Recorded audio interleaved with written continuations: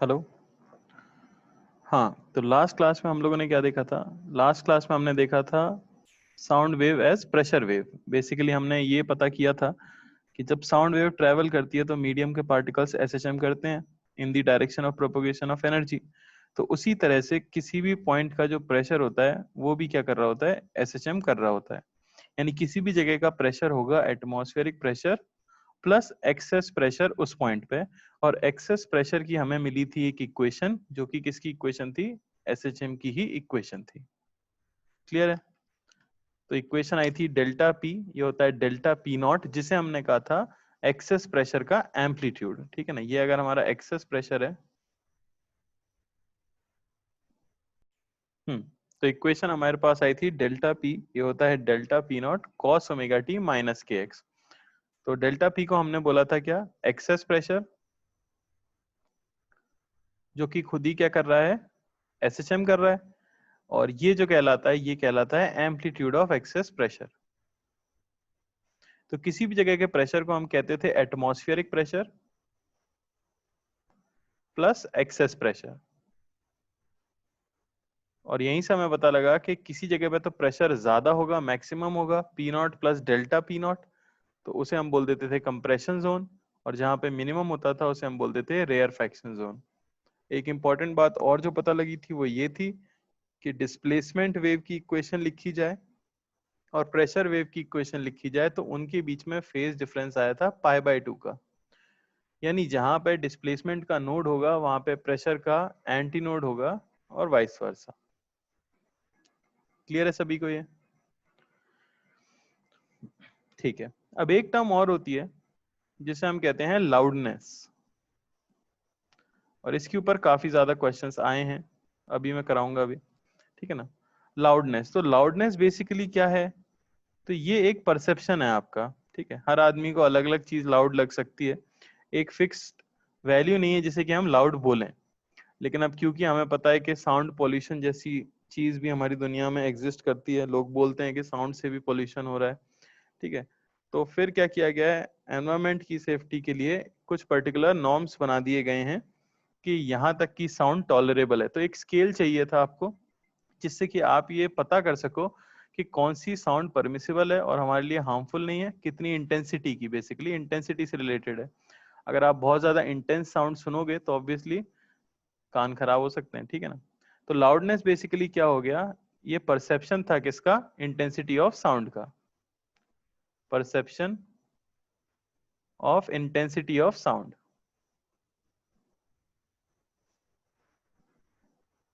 ठीक है ना? तो लाउडनेस की भी एक स्केल बना दी गई जिसे हम डेसिबल स्केल बोलते हैं, और बोल दिया गया कि इस स्केल के बेसिस पे हम ये पता लगा पाएंगे कि कौन सी साउंड जो है हमारे लिए सेफ है और कौन सी साउंड है जो कि हद से ज्यादा लाउड हो गई है और हमारे लिए सेफ नहीं है। समझ आ रही है बात? तो ह्यूमन ईयर्स के बारे में कुछ चीज पता है। अगर किसी के कान नॉर्मल है, नॉर्मल ह्यूमन बीइंग है, तो a normal human ear can listen और कैन डिटेक्ट सबसे छोटी इंटेंसिटी कितनी डिटेक्ट की जा सकती है? मिनिमम इंटेंसिटी ऑफ 10⁻⁻12 वॉट पर मीटर स्क्वायर। यानी हमारे कान पे अगर इतनी इंटेंसिटी की साउंड गिरे तो फिर हमें सुनाई देती है, अगर आपके कान एकदम सही हैं तो। इससे कम इंटेंसिटी की साउंड जब हमारे कान पे गिरती है तो हम नहीं सुन पाते। तो इसे बता दिया गया बेयर मिनिमम साउंड लेवल। ठीक है ना? यानी अगर साउंड एग्जिस्ट कर रही है तो हम कह देंगे कि सबसे छोटी इंटेंसिटी की साउंड जो मैं सुन सकता हूँ वो कितनी होगी? 10⁻⁻12 वॉट पर मीटर स्क्वायर। ये याद रखना होता है। समझ आई बात? तो अब किसी भी साउंड को कैसे मेजर किया जाएगा डेसिबल स्केल पे, उसे देख लेते हैं। ठीक है ना? तो स्केल का नाम लिख देता हूं मैं, decibel. DB scale is used to measure loudness. Loudness पता करने के लिए इस स्केल को हम यूज करते हैं। और इसे डिफाइन कैसे किया गया है कि भाई लाउडनेस जो होगी किसी भी साउंड की, डेसिबल में ऑब्वियसली आंसर आएगा, वो होगी 10 log of intensity by I not. तो एक रेफरेंस पॉइंट तो आपको चाहिए ही था, किसके रिस्पेक्ट में लाउड की बात करें। तो रेफरेंस पॉइंट किसे बना लिया गया, जो सबसे छोटी साउंड आप सुन सकते हो उसे हमने रेफरेंस पॉइंट बना लिया। तो यहाँ जो मैंने आई नॉट लिखा है वो वही है, आई नॉट है आपका 10⁻⁻12 वॉट पर मीटर स्क्वायर। तो जो भी इंटेंसिटी की साउंड अब आपको सुनाई दे रही हो, जिस भी इंटेंसिटी की आपको लाउडनेस कैलकुलेट करनी है, उसको आई की जगह प्लेस करो, इसे सॉल्व करो और आपको मिल जाएगी लाउडनेस किसमें, डेसिबल में। समझ आ रही है बात। ये जो सबसे छोटी इंटेंसिटी है जिसे हम सुन पा रहे हैं, इसे कहते हैं threshold intensity. Threshold intensity of sound, क्योंकि ये सबसे छोटी साउंड है, कम इंटेंसिटी की साउंड है जिसे कि आप सुन सकते हो। समझ आई बात। तो जनरली अगर मैं बोलूं कि हमारे पास अगर कोई साउंड नहीं है, ठीक है ना, अगर जीरो साउंड है, तो रीडिंग ऑब्वियसली क्या आ जाएगी, इंटेंसिटी अगर मैं जीरो पुट कर दूं तो दिख रहा है 0 डेसिबल रीडिंग होनी चाहिए। आम जगहों पे अगर हम बात करें कि कब हम बोलेंगे कि साउंड हद से ज्यादा तेज हो गई है, जब हम नॉर्मल बात कर रहे हैं, जैसे मैं आपको पढ़ा रहा हूँ, तो नॉर्मल कन्वर्सेशन में क्या हो जाती है साउंड, तो कह दिया जाता है कि भाई 50 से लेके 60 डेसिबल तक नॉर्मल साउंड हम मान सकते हैं। कोई बात कर रहा हो, ठीक है, गाना वाना गा रहा है, तो 50 से लेके 60 डेसिबल तक साउंड रहती है उसकी। कोई चीखने चिल्लाने लग जाए, चीखने चिल्लाने लग जाता है, तो वो आपका 60 से लेके 70 डेसिबल की रेंज में आता है, ठीक है ना। और अगर कोई पागल हो जाए और नॉइस ही क्रिएट करने लग जाए, जिसे हम नॉइस के पॉइंट ऑफ व्यू से देखेंगे, नॉइस, एक्सेसिव शाउटिंग, ठीक है ना, सन्नी देओल वगैरह चिल्लाने लग जाए किसी मूवी में, तो ये जो है भाई चला जाता है 70 डेसिबल से लेके 80 डेसिबल तक। तो इसे फिर हम नॉइज मानने लग जाते हैं, ये अननेसेसरी हो जाता है, ये थोड़ा सा ज्यादा हो जाता है, ठीक है ना। तो ये कानों के लिए अच्छा नहीं है, चीखना चिल्लाना इतना ज्यादा, ठीक है। तो ये याद रखना है हमें। साउंड इससे ज्यादा डेसिबल भी हो सकती है, लेकिन आप ये मान लो कि भाई 70 डेसिबल से ऊपर अगर साउंड जा रही है, इसका मतलब कि गड़बड़ है। तो क्वेश्चन कर लेते हैं, छोटे छोटे क्वेश्चन आते हैं उसकी इसके ऊपर, ठीक है। तो बोला गया है the intensity, intensity of sound increases by 100 by what decibel will the loudness increase, will the loudness increase। तो इंटेंसिटी को हम 100 से बढ़ा रहे हैं, तो बताओ लाउडनेस कितने से बढ़ेगी।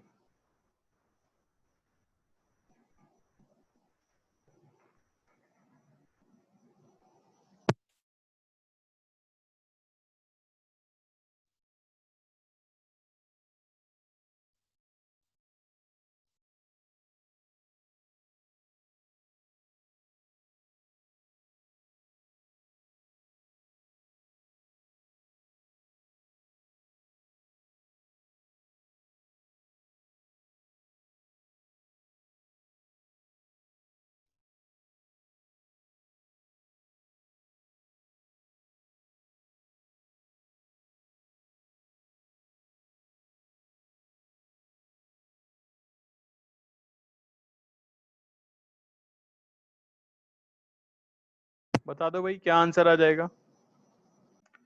तो इंटेंसिटी ऑफ साउंड को 100 टाइम्स बढ़ाया है हमने, तो कितने डेसिबल से लाउडनेस बढ़ जाएगी।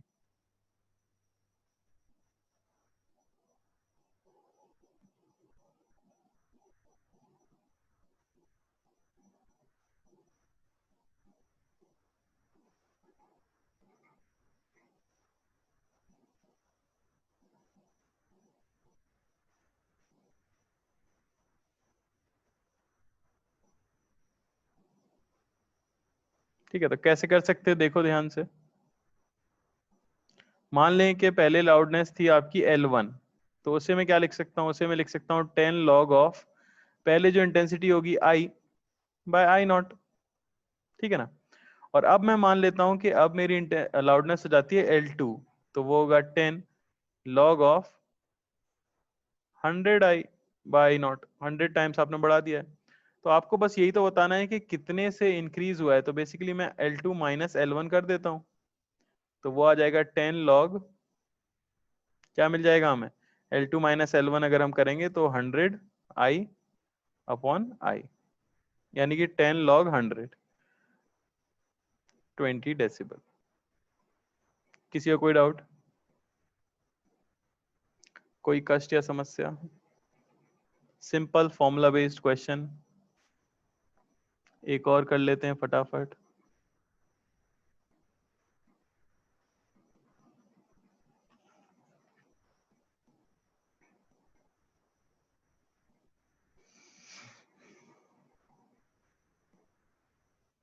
ठीक है, तो क्वेश्चन है, in a class of 30 students the average sound level is L decibel. तो आपको बताना है कि how many more students should be added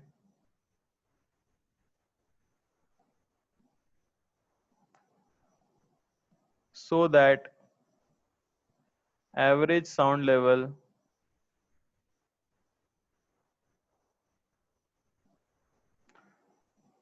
increases by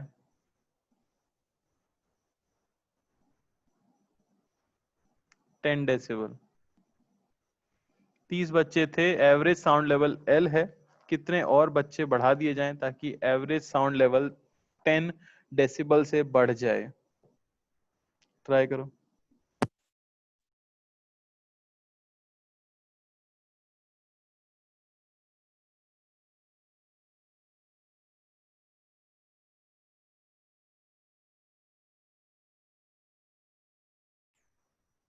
चलो देखो, क्वेश्चन तो सिंपल ही है काफी,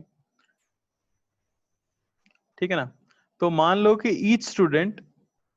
हर स्टूडेंट जो दुनिया में है वो आई इंटेंसिटी की साउंड निकालता है, ठीक है ना। हर स्टूडेंट आई इंटेंसिटी की साउंड निकालता है।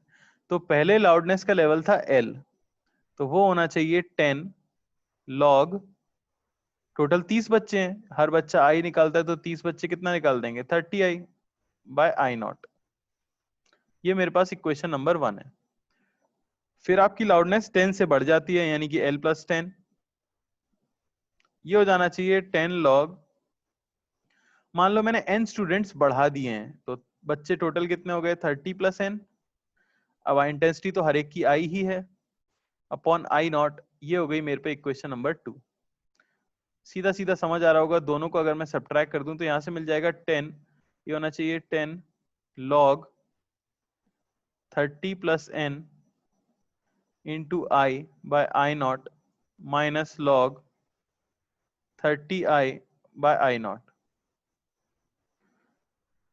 लॉग का रूल लगा दो यहाँ पे, तो आपको मिल गया यहाँ पे 1, तो ये हो ही चुका है, log 30 प्लस n बाय 30, ठीक है ना। कितना आ जाएगा भाई हमारे पास, 30 प्लस n, यह आ गया आपके पास 300, और n की वैल्यू आपके पास क्या आ गई, 270। तो 270 बच्चे जब हम और बढ़ाएंगे, तो तुम समझ रहे हो ना, बहुत छोटी यूनिट नहीं है डेसिबल, काफी ज्यादा साउंड होती है 70 डेसिबल, काफी ज्यादा साउंड होती है 100 डेसिबल, इसलिए वो नॉइस कहलाती है। जब आप 270 बच्चे और बढ़ाओगे तब जाके 10 डेसिबल से आपका साउंड लेवल बढ़ेगा।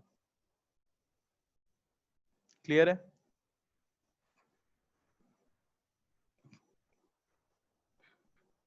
चलो,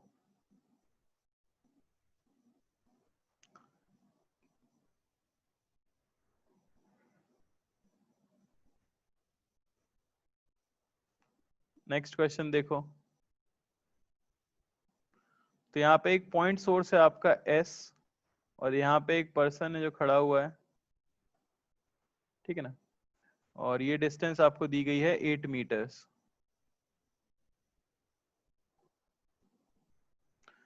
अब क्वेश्चन है कि he walks some distance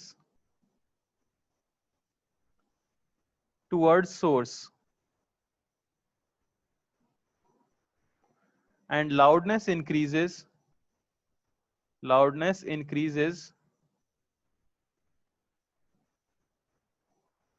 by 5 decibel.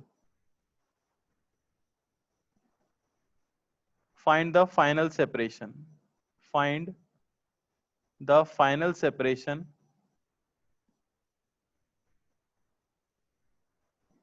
अब कितनी दूर खड़ा होगा ये पूछा जा रहा है बिटवीन मैन एंड स्पीकर.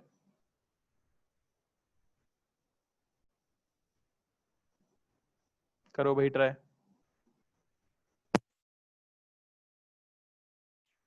चलो देखो, तो सबसे पहली बात 8 मीटर सेपरेशन है. तो इनिशियली मैं अगर लिख दूं सारी चीजें, इनिशियली सेपरेशन 8 मीटर है, तो इंटेंसिटी क्या होगी? इंटेंसिटी होती है पावर बाय 4 पाई एक्स स्क्वायर. तो मैं मान लेता हूं इनिशियली x1 डिस्टेंस थी, ठीक है ना, सोर्स से x1 डिस्टेंस थी और x1 की वैल्यू मुझे पता है 8 मीटर है, ठीक है ना. तो आपको मिल गया कि इनिशियल इंटेंसिटी I1 ये होगी P/4 पाई x1 स्क्वायर. और फाइनली मैं मान लेता हूं, फाइनली मैंने मान लिया कि x2 डिस्टेंस है सोर्स से. तो x2 ये हमें फाइंड करना है. फाइनल इंटेंसिटी I2 इसे मैं लिख सकता हूं P/4 पाई x2 स्क्वायर. बड़ा ही आसान सा है, ठीक है ना. तो पहले लाउडनेस क्या होगी? पहले लाउडनेस अगर L मान लूं मैं, तो मैं लिख सकता हूं L ये होना चाहिए 10 log of I1 bye I0. और बाद में वो बढ़ गई है कितने से? 5 से. तो L+5 मैं लिख सकता हूं 10 log of I2 bye I0. ये 1, ये आपका 2. अगर मैं 2 में से 1 को सब्ट्रैक्ट कर दूं तो यहां बचेगा 5. ये होना चाहिए 10 log I2 बाय I1. समझ आई कि नहीं बात? 10 log I2 bye I1, I0 तो कट गया.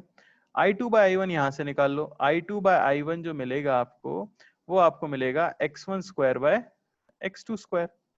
उठा के वहां रख देते हैं. यहां मिल गया हमें 1/2. ये हो जाना चाहिए log I2 बाय I1 यानी x1 square by x2 square. तो x1 square by x2 square, इसकी वैल्यू हमें मिल जाएगी 10 की पावर 1/2 यानी कि √10, है कि नहीं. और x2 की वैल्यू यहां से देख लो, फाइनल डिस्टेंस आपको चाहिए थी, वो आ जाएगी x1 बाय √10. यानी इसे मैं कह सकता हूं 8/10 की पावर 1/4. ये आंसर है. समझ आया मैंने क्या किया? बस इंटेंसिटी का फॉर्मूला आपको देखना था. क्लियर है? चलो एक और क्वेश्चन ट्राई कर लेते हैं.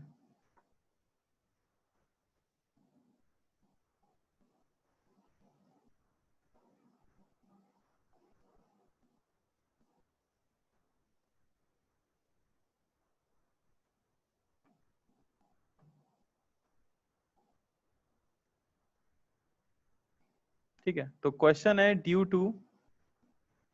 To increase in volume the loudness increases by 30 decibel. By what factor? By what factor does pressure amplitude increase? Pressure amplitude at that point जहां पे पहले थे हम, at that point increase.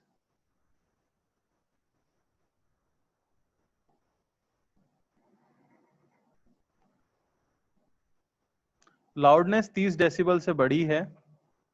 आपको बताना है प्रेशर एम्पलीट्यूड कितने से बढ़ेगा.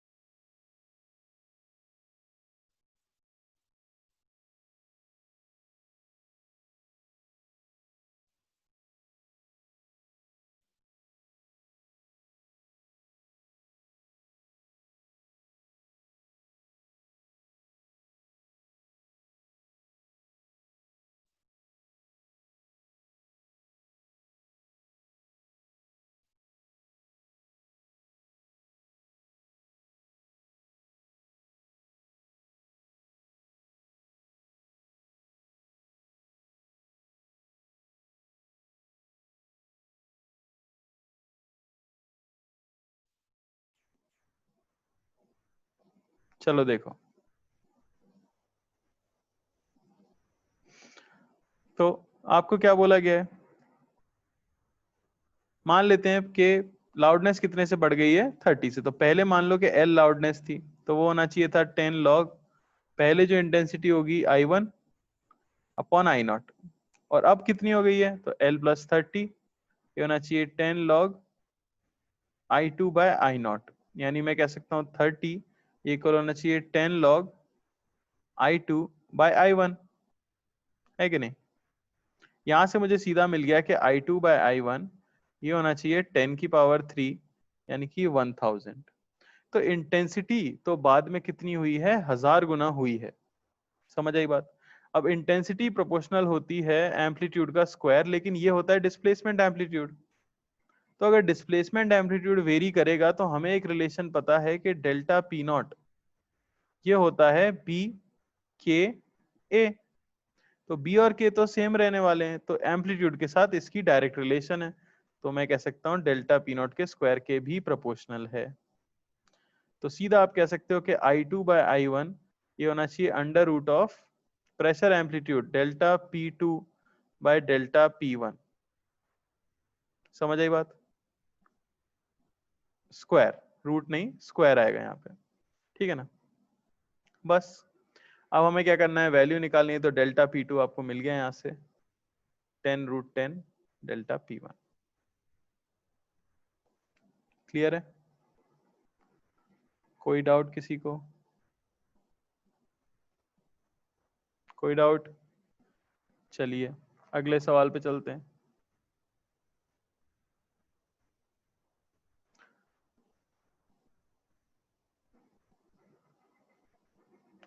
तो क्वेश्चन है, what is the maximum possible loudness level which can exist in air। Density air की जो आपको लेनी है वो है 1.3 kg पर मीटर क्यूब, और एटमॉस्फेरिक प्रेशर जो आपको लेना है वो है 1.01 टू 10⁵ न्यूटन पर मीटर स्क्वायर, और स्पीड ऑफ साउंड यह है 332 मीटर पर सेकेंड। ट्राई करो। इंटेंसिटी का फॉर्मूला आया था 2π² f²a² ये फॉर्मूला आया है हमारे पास, ठीक है। अब मान लो कि अगर मैं निकालना चाहता हूं intensity in terms of pressure amplitude, तो एक रिलेशन मुझे ये भी मिल चुकी है कि डेल्टा पी नॉट ये है हमारा बी ए के, ठीक है ना, जहां पे बी आपका क्या है, बल्क मॉडुलस है। ए कौन सा एम्पलीट्यूड है, ए है आपका डिस्प्लेसमेंट एम्पलीट्यूड, ठीक है ना। और हमें रिलेशन चाहिए प्रेशर एम्पलीट्यूड के साथ। तो मैं क्या करूंगा, यहाँ पे वैल्यूज लिख दूंगा। मैं इंटेंसिटी को क्या लिख सकता हूँ, इंटेंसिटी हो जाएगी हमारी 2π²। फ्रीक्वेंसी को मैं लिख सकता हूँ v by lambda, v equal to F lambda से। डिस्प्लेसमेंट एम्पलीट्यूड का स्क्वायर रो v, और एक ये रिलेशन हमें पता ही है, इसे मैं लिख सकता हूँ 2π by lambda into a into bulk modulus. K की वैल्यू बस मैंने क्या कर दी, पुट कर दी। तो मैं डिस्प्लेसमेंट एम्पलीट्यूड को रिप्लेस करना चाहता हूँ, तो मैं किससे कर सकता हूँ, lambda delta P not by 2πp। उठा के यहाँ रख देते हैं, आय आपको मिल जाएगा 2π² v² by lambda square lambda delta P not by 2πb का whole square into rho V. लिख सकते हैं कि नहीं। और एक चीज आपको पता है कि स्पीड ऑफ साउंड v ये क्या होता है, ये होता है अंडर रूट बी बाय रो, बी जहां पे आपका बल्क मॉडुलस है कि नहीं। एक सेकेंड, बी जहां पे क्या है हमारा बल्क मॉडुलस है, तो उसे भी यहाँ पे सब्स्टिट्यूट कर दो वैल्यू सॉल्व करने के लिए।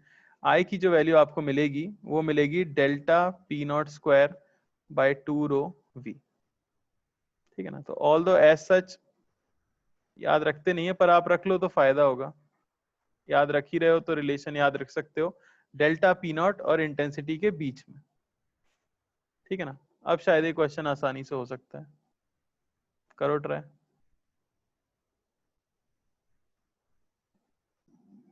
देख लेते हैं कैसे सॉल्व होगा। तो सबसे पहले तो क्वेश्चन समझना जरूरी था। उन्होंने पूछा है the maximum possible loudness level which can exist in air.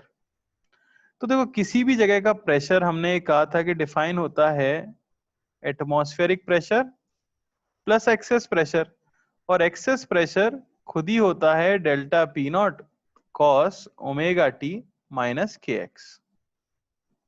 समझ आ रही है बात? तो अब एक बात बताओ, क्या प्रेशर कभी नेगेटिव हो सकता है? नहीं, प्रेशर कभी भी नेगेटिव नहीं हो सकता। यानी यहां जो मैं डेल्टा पी पुट कर रहा हूं उसकी मैक्सिमम वैल्यू भी एटमॉस्फेरिक प्रेशर के जस्ट इक्वल हो सकती है, ताकि प्रेशर जीरो हो जाए। प्रेशर नेगेटिव नहीं हो सकता, pressure can not be negative, ठीक है ना। तो मैं ये कह सकता हूं कि डेल्टा पी की मैक्सिमम वैल्यू एटमॉस्फेरिक प्रेशर के इक्वल हो सकती है। अगर एटमॉस्फेरिक प्रेशर से डेल्टा पी की वैल्यू ज्यादा हुई तो एक बार वो माइनस डेल्टा पी नॉट भी होगा, और उस समय प्रेशर कैसा हो जाएगा? नेगेटिव हो जाएगा, क्योंकि ये तो पॉजिटिव और नेगेटिव दोनों होता है ना। तो बस आपको यही करना था। अब डेल्टा पी मैक्स हमें पता है कितना होता है, डेल्टा पी नॉट एम्पलीट्यूड, और इंटेंसिटी अभी हमें फॉर्मूला पता लगा डेल्टा पी नॉट का स्क्वायर बाय 2 रो वी। समझ आई बात? समझ आ रहा है कि नहीं? तो डेल्टा पी नॉट की मैक्सिमम वैल्यू कितनी हो सकती है? वो एटमॉस्फेरिक प्रेशर 1.01 इंटू 10⁵ पास्कल।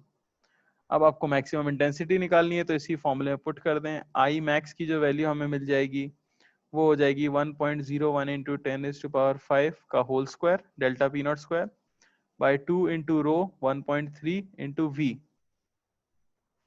ये आता है 1.18 इंटू 10⁻7 वॉट पर मीटर स्क्वायर।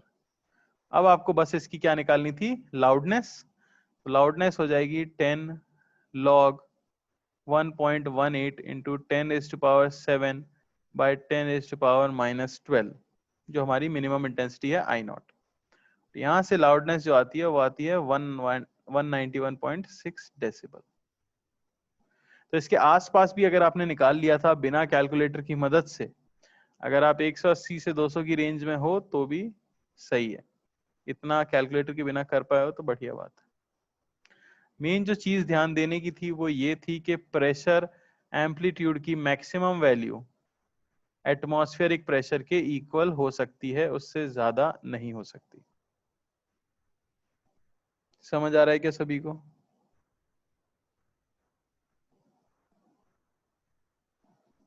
बोलो भाई, कोई डाउट?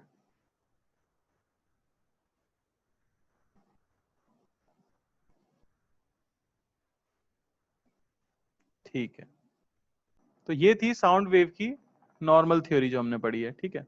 जो कुछ फॉर्मूले इंपॉर्टेंट वो आपको याद रखने हैं, जैसे हमने वहां पे पढ़ी थी प्रोग्रेसिव वेव की थ्योरी, ठीक है, और एसएचएम वेव की थ्योरी। फिर हम चले गए थे किसके ऊपर? स्टैंडिंग वेव के ऊपर, जहां हमने दो केस पढ़े थे स्टैंडिंग वेव फॉर्मेशन के। क्या क्या? एक तो string connected at both ends और एक string connected eight one and. तो सिमिलरली हम पढ़ते हैं स्टैंडिंग वेव्स, बिल्कुल सेम होने वाला है सब कुछ। स्टैंडिंग साउंड वेव्स, ठीक है ना, स्टैंडिंग साउंड वेव्स। तो स्टैंडिंग साउंड वेव जो फॉर्म होती है जिसके अंदर हम स्टडी करते हैं, तो जो इंस्ट्रूमेंट हम यूज करते हैं वो इंस्ट्रूमेंट कहलाता है organ pipe. Organ pipe. Organ pipe होता क्या है? तो बेसिकली एक हॉलो ग्लास ट्यूब अगर आपके पास है, हॉलो ग्लास का ट्यूब अगर आपके पास है तो उसे हम क्या कहते हैं? एक ऑर्गन पाइप कहते हैं, ठीक है ना। दो तरीके के ऑर्गन पाइप होते हैं। पहला कहलाता है open organ pipe. Open organ pipe यानी ऐसा ऑर्गन पाइप जो कि दोनों एंड से ओपन हो। एक ऐसा सिलेंडर जो कि दोनों एंड से क्या हो? ओपन हो, open at both ends. Both ends, और दूसरा कहलाता है क्लोज्ड ऑर्गन पाइप।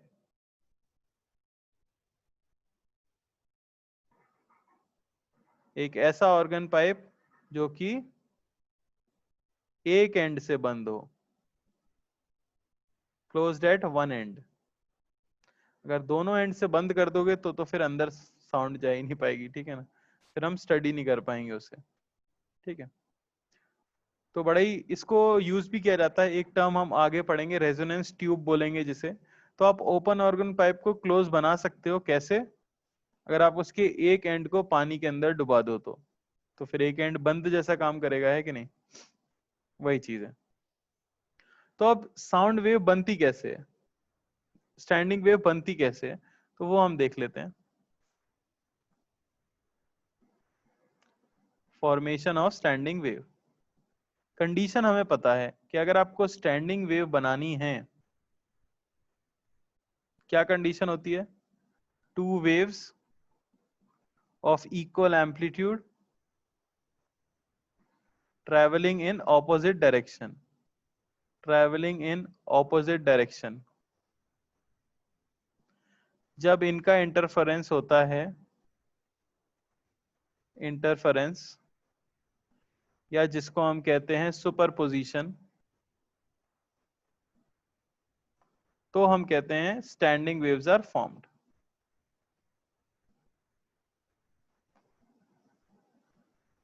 यानी कि no net transfer of energy. समझ आई बात?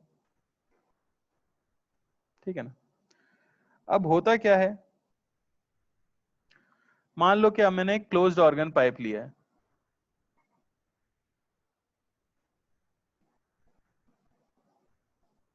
एक एंड उसका बंद है और एक एंड उसका ओपन है, और मेरे पास यहाँ एक ट्यूनिंग फॉर्क है जिसे मैंने इसके ऊपर हिट किया, ठीक है ना, हिट करके इसके माउथ पे रख दिया। तो क्या होगा, ट्यूनिंग फॉर्क के प्रोंग्स वाइब्रेट करेंगे। ट्यूनिंग फॉर्क के प्रोंग्स अगर वाइब्रेट करेंगे तो वो मीडियम के पार्टिकल्स को भी मोशन में डाल देंगे, तो साउंड जो है इस डायरेक्शन में ट्रेवल करना स्टार्ट कर देगी, ठीक है ना। ट्रेवल करती जाएगी, जाती जाएगी, जैसे ही वो यहाँ पे पहुंचेगी, अब साउंड का क्या होगा, रिफ्लेक्शन होगा। अब यहाँ से तो कंटिन्यूस एनर्जी आती जा रही है, लेकिन यहां से रिफ्लेक्शन के बाद एनर्जी लौट भी रही है। क्या आपको बात समझ आ रही है? ठीक है ना। ऑपोजिट डायरेक्शन में वेव मिल रही है, एम्पलीट्यूड का कोई चेंज होगा नहीं, क्योंकि यहाँ पे ट्रांसमिशन की कोई एनर्जी है नहीं। हम आइडियल केस लेते हैं कि कोई ट्रांसमिशन नहीं हो रहा है, ठीक है ना। तो फिर क्या हो रहा होगा, क्योंकि यहाँ पे जो वेव टकरा के लौटने वाली है वो होती है ऑपोजिट फेज में, तो यहां हो जाता है destructive interference. Destructive interference term से मेरा मतलब ये हुआ कि यहाँ पे फॉर्म होगा नोड, यहाँ पे फॉर्म होगा डिस्प्लेसमेंट का नोड। आपको दो वेव्स तो मिली गई जो ऑपोजिट डायरेक्शन में चल रही हैं, और ये इंसिडेंट है, ये रिफ्लेक्टेड है, सेम एम्पलीट्यूड है, ऑपोजिट डायरेक्शन है। लेकिन यहाँ डिस्प्लेसमेंट का नोड क्यों बना? क्योंकि यहाँ पे हुआ डिस्ट्रक्टिव इंटरफेरेंस। अब डिस्प्लेसमेंट का नोड बना, ये हम इस तरह से भी समझ सकते हैं कि जस्ट जो पार्टिकल इसके पास होगा, क्या वो along the direction of propagation oscillate कर सकता है? नहीं। आप देख रहे हो वहां पे रिजिड बाउंड्री है, तो उसका मोशन हो पाना पॉसिबल नहीं है। तो वहां वाला पार्टिकल ऐसा लगता है कि हमेशा कहाँ है, रेस्ट पे है, तो यहाँ पे क्या बन जाता है, नोड बन जाता है। तो सिमिलरली यहाँ वाला जो पार्टिकल होगा, जस्ट माउथ पे जो पार्टिकल होगा, वो बड़ी आसानी से क्या कर सकता है, ऑसिलेट कर सकता है। तो यहाँ पे हमेशा क्या बनने वाला है, यहाँ पे हमेशा बनने वाला है डिस्प्लेसमेंट का एंटी नोड।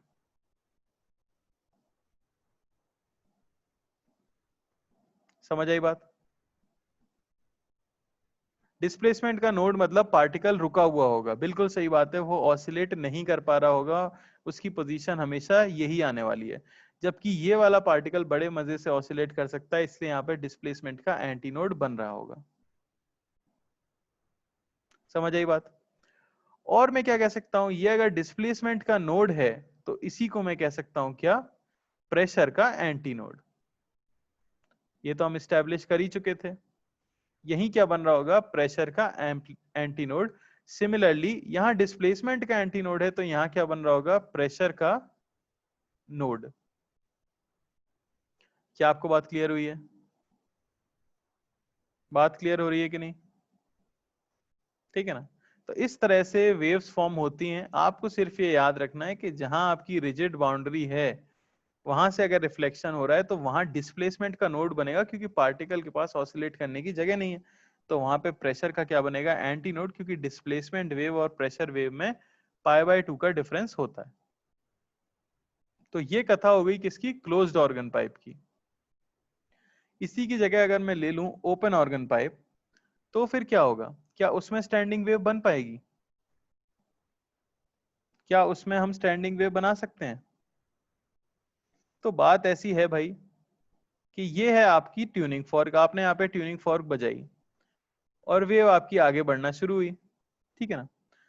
लेकिन यहां से भी जस्ट यहीं से देखा जाता है कि एक वेव रिफ्लेक्ट होके वापस आती है। अब आप बोलोगे यहाँ रिफ्लेक्शन के लिए तो कुछ है ही नहीं, तो रिफ्लेक्ट किस चीज से हुई है? तो रिफ्लेक्ट वो इस चीज से हुई है कि पाइप के अंदर और पाइप के बाहर हम सेम डेंसिटी नहीं मान सकते। पाइप के अंदर पार्टिकल्स की डेंसिटी कंपेरेबली ज्यादा ही होती है। समझ आ रही बात? तो ये भी एक इमेजिनरी बाउंड्री का काम करते हैं। लेकिन इस बार क्या हो रहा था? ऊपर वाले केस में तो उसका रिफ्लेक्शन हुआ था, तो ये जो बाउंड्री थी उसके राइट में ऐसा लग रहा है कि डेंसर मीडियम है और ये आपका रेयरर मीडियम है।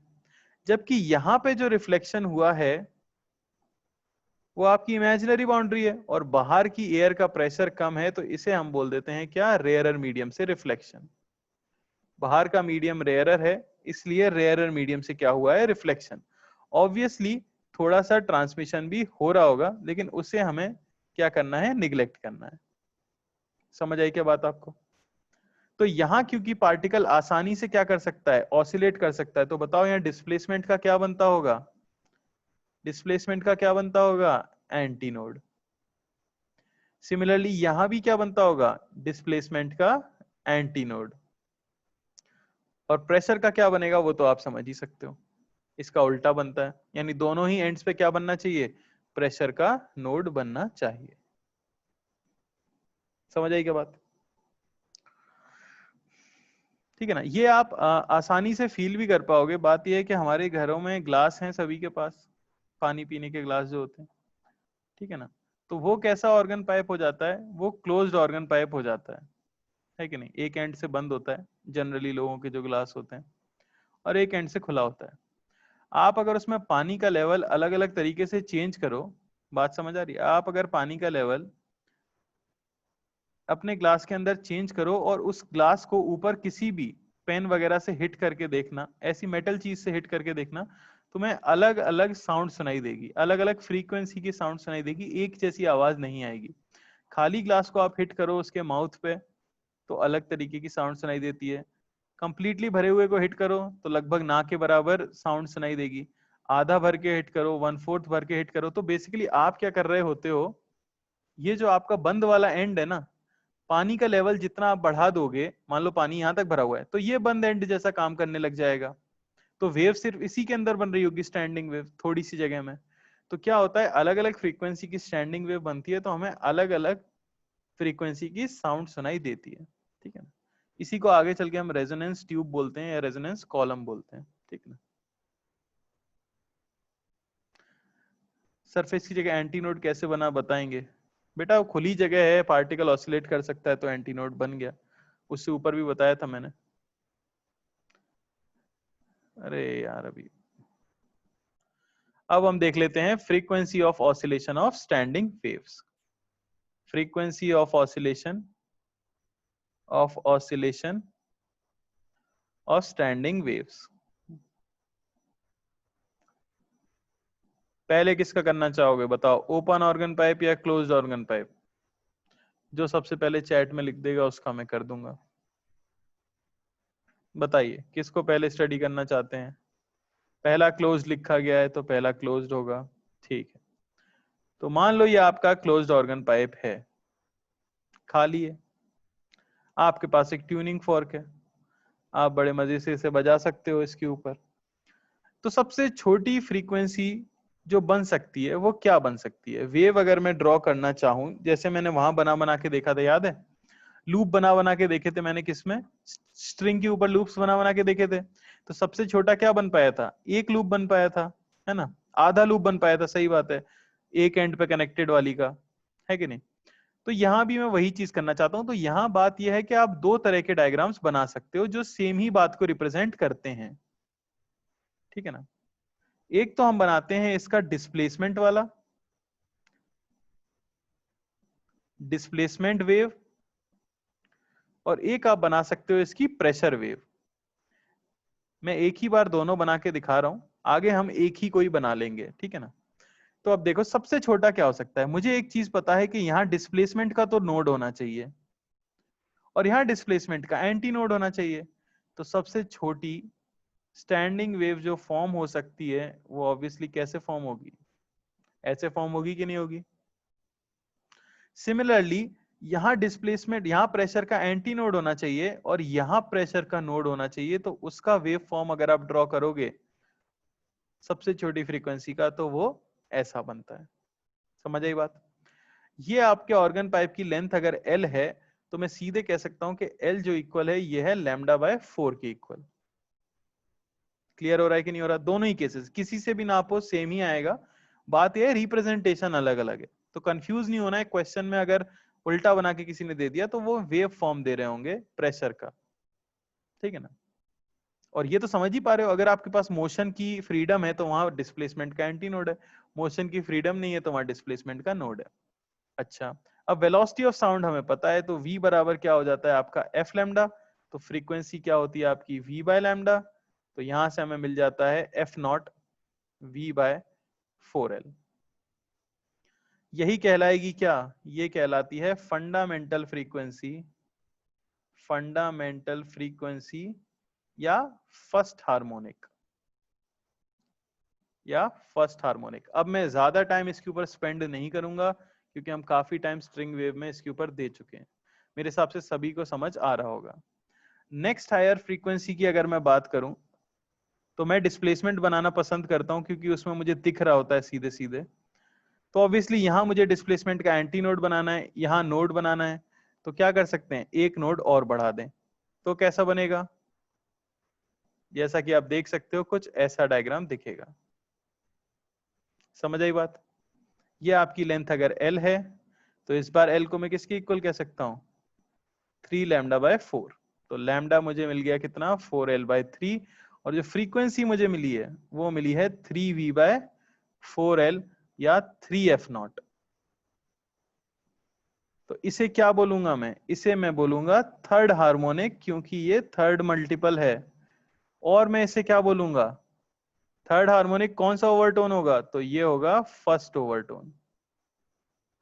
तो अब शायद तुम्हें समझ आ गया होगा भाई कि जनरल फॉर्मूला अगर मैं लिखना चाहूं open sorry closed organ pipe के लिए, तो जनरल फॉर्मूला जो मिलता है nth का वो आपको मिल जाता है क्या, 2n + 1 v/4l। कौन सा है ये फ्रीक्वेंसी nth हार्मोनिक की है या nth ओवरटोन की है। इसमें जो n मैं पुट कर रहा हूं वो हार्मोनिक है या ओवरटोन है, n मुझे पुट करना है 1 2 3, ठीक है ना। ये तो ये है ओवरटोन्स, nth ओवरटोन।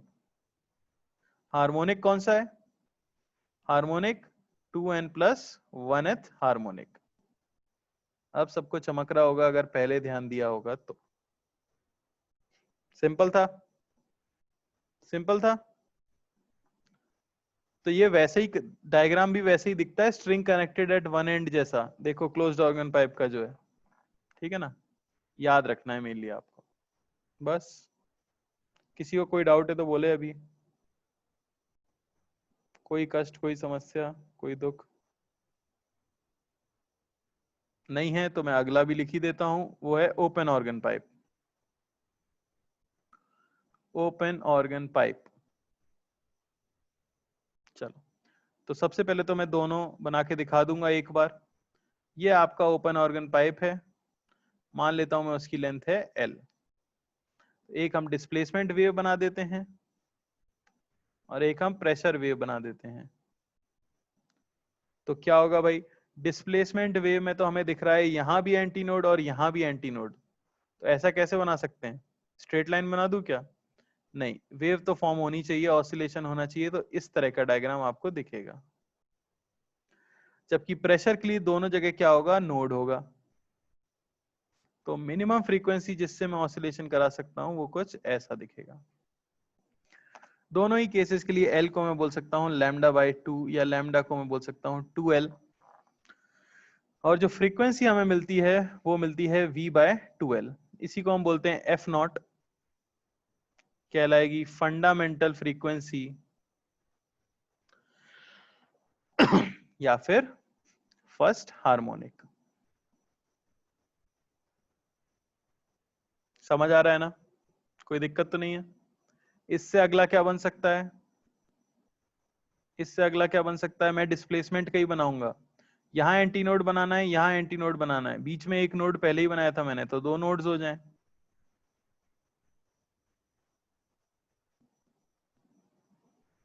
कुछ इस तरह का फॉर्म हो सकता है। ये लेंथ है L।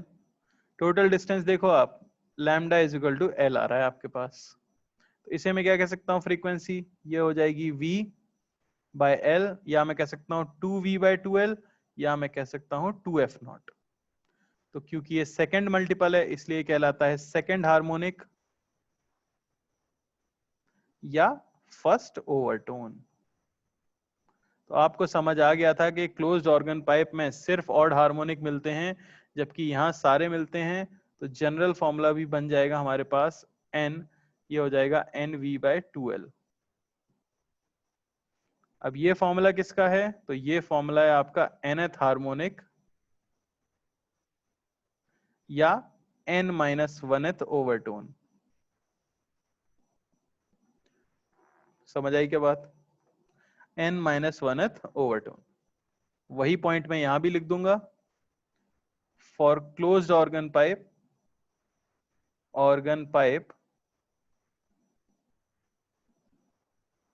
Only odd harmonics are formed। बताओ भाई, कोई डाउट किसी को?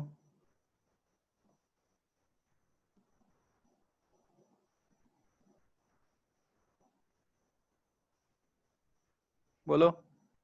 चलें सवालों पे। फॉर्मूला याद रख सकते हो, सेम ही फॉर्मूला है।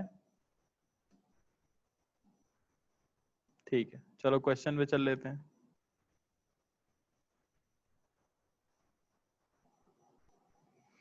तो क्वेश्चन है आपका कि fundamental frequency of a closed organ pipe is equal to first overtone frequency of an open organ pipe।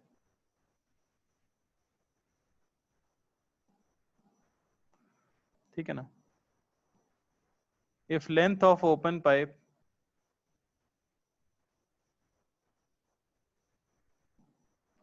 is 60 centimeter, find the length of closed pipe।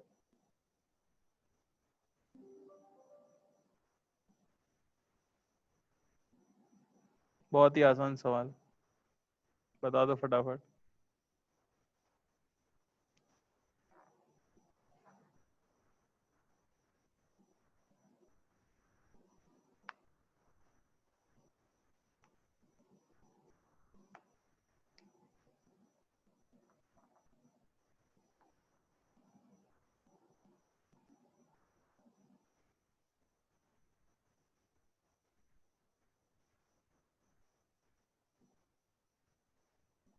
अरे समझ आया कि नहीं?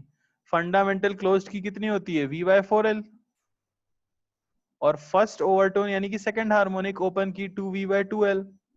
आपको एक लेंथ दी गई थी, दूसरी पुट करनी है, आंसर आ गया। इकलौती गलती जो आप कर सकते हो, मैं बताना चाहता हूँ, ऑब्वियसली जब हम एग्जाम देने जाते हैं 1 साल बाद, तो इकलौती गलती जो हमारे दिमाग में रहती है वो हम फॉर्मूला इंटरचेंज कर देते हैं। तो अगर आप उतना भी दिमाग नहीं लगाओगे तो फिर क्या करोगे? स्ट्रिंग वेव और साउंड वेव।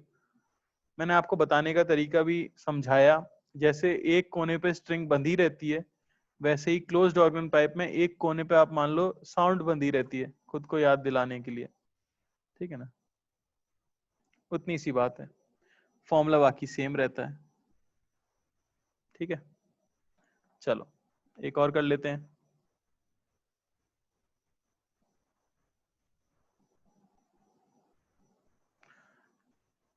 तो हमारे पास एक ओपन ऑर्गन पाइप है जिसकी फंडामेंटल फ्रीक्वेंसी हमें दी गई है 500 हर्ट्ज, और इसके अंदर एयर थी, इन एयर। तो आपको बताना है find fundamental frequency, find fundamental frequency if air is replaced by hydrogen at same temperature, at same temperature, ठीक है ना। डेंसिटी ऑफ एयर आपको लेनी है 1.2 kg पर मीटर क्यूब, और डेंसिटी ऑफ हाइड्रोजन आपको जो लेनी है वो आपको लेनी है 0.089 kg पर मीटर क्यूब। बताइए।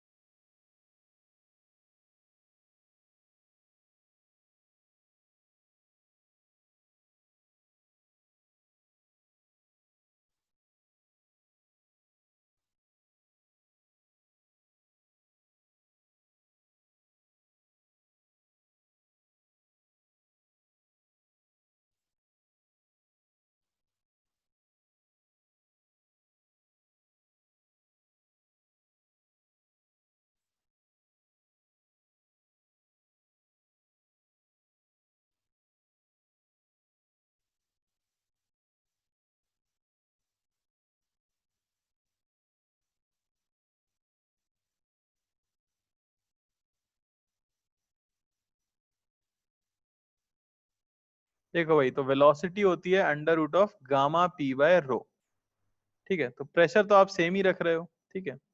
सीधे से हम कह सकते हैं velocity is inversely proportional to rho. तो मैं कह सकता हूं कि वेलोसिटी इन एयर, ठीक है ना, बाय वेलोसिटी इन हाइड्रोजन, ये हो जाना चाहिए under root of density of hydrogen by density of air. समझ आई क्या बात? समझ आ रही है बात? तो अब सीधा सा है भाई, क्या, frequency in air by frequency in hydrogen. Frequency क्या होता है, N V by two L, एक ही फॉर्मूला लगने वाला है। तो बेसिकली फंडामेंटल है तो एन भी सेम हो गया, 2l भी दोनों का सेम है, तो बस ये सीधे सीधे से मिल गया under root of density of hydrogen by density of air. तो फ्रीक्वेंसी जो आपको मिल जाएगी किसके अंदर, हाइड्रोजन के अंदर, वो सिंपली हो जाएगी frequency in air into under root of density of air by density of hydrogen, ठीक है ना।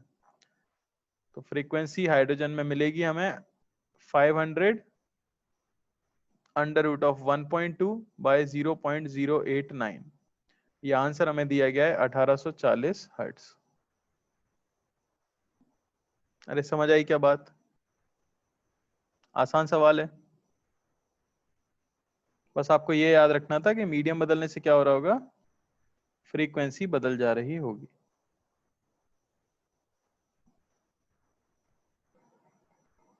चलो एक सवाल और करेंगे यार, आजकल क्लास जल्दी खत्म हो जाती है ना, या मुझे ही ऐसा लग रहा है बस? खत्म हो भी गई है, मुझे तो 10 मिनट पहले छोड़ देना चाहिए था। हम्म, पता नहीं चल रहा आजकल टाइम का, पता नहीं कैसे। चलो तो क्वेश्चन देखो, एक फाइनल क्वेश्चन कर रहे हैं। तो closed organ pipe of 100 centimeter is cut into two unequal pieces. The fundamental frequency of closed part is same as the frequency of first overtone of open part. ठीक है, find length of two pieces. Find length of two pieces. दोनों pieces की length बतानी है। Speed of sound आपको लेनी है 320 metre पर सेकेंड। तो काट दिया है open organ pipe, closed organ pipe को। तो एक टुकड़े के पास बेस आया होगा और एक तो कैसा हो जाएगा, दोनों साइड से ओपन हो जाएगा। तो वही आपको रिलेशन दी है। आसान है, ये भी कर सकते हो फटाफट।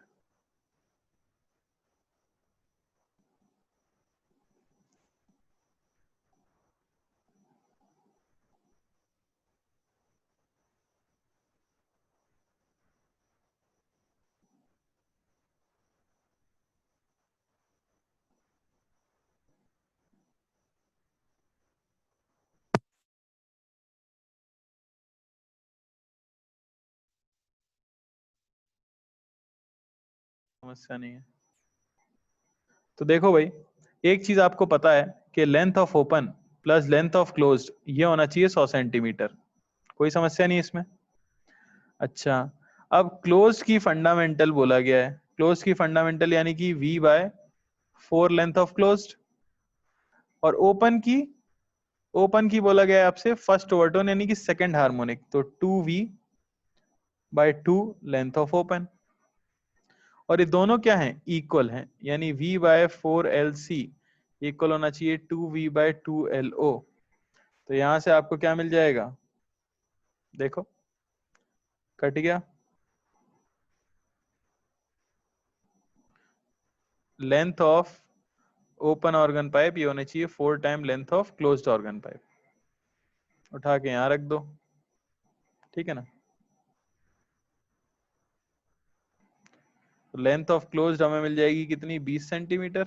और लेंथ ऑफ ओपन हमें मिल जाएगी कितनी, 80 सेंटीमीटर। किसी को कोई समस्या? ठीक है भाई, तो आज क्लास यहीं एंड करेंगे। नेक्स्ट क्लास में हम पढ़ेंगे रेजोनेंस ट्यूब और डॉपलर इफेक्ट। तो जहां तक है नेक्स्ट क्लास या उसकी नेक्स्ट क्लास में, 2 क्लास के अंदर अपना ये भी खत्म हो जाएगा, साउंड वेव्स। ठीक है, धन्यवाद।